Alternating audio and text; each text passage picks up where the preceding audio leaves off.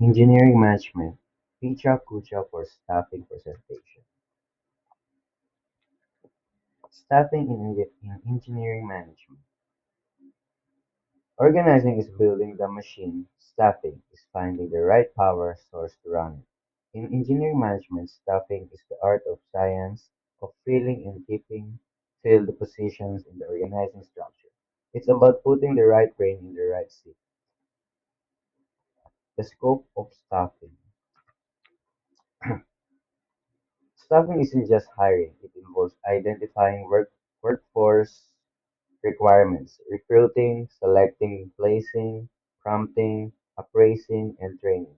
For an engineering firm, this engineering balancing technical proficiency with soft skills like leadership and teamwork. Recruitment and selection. The selection process is critical. In engineering, a bad hire can be incredibly expensive due to the high cost of technical errors. We look for the can do, their skills, and will do their motivation and cultural fit within the engineering team. Training and development. Engineering is a field of rapid change. Staffing includes constant development. We don't use we don't just hire for what a person knows today. We staff for their ability to learn what's upcoming tomorrow. Continuous professional development keeps our human assets from becoming obsolete. Performance appraisal. How do we know if our staffing is successful? Through appraisal, by measuring output against standards, we can identify who is ready for promotion and who needs more support. It's a feedback loop that ensures that organizing remains healthy and productive. Reflections in question 1, new hires versus internal development. Here's a tough question. If there is a staffing problem, do we hire new or development current staff?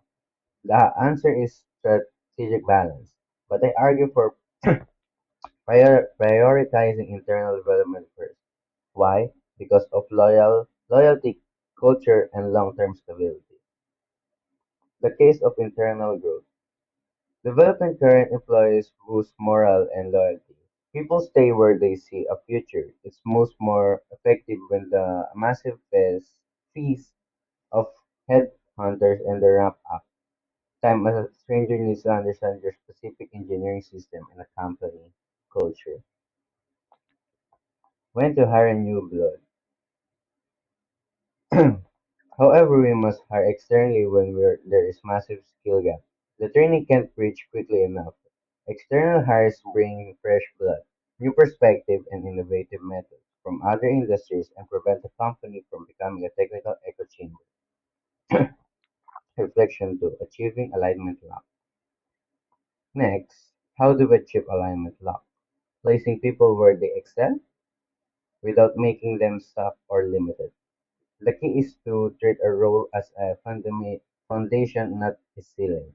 We want alignment and not imprisonment. The T-shaped engineer. We achieve this by fostering T-shaped individuals. We lock them into a role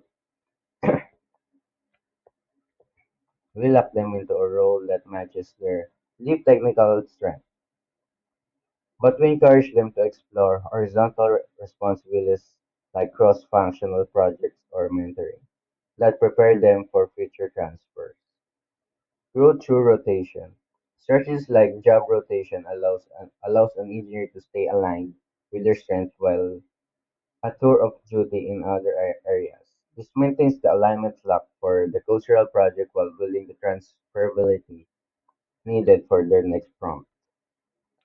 Conclusion. People are the priority. In the end, engineering management is about people. Systems don't design bridges. People do. Effective staffing ensures that when the challenges get harder, your team is ready to grow even faster. Thank you for your time.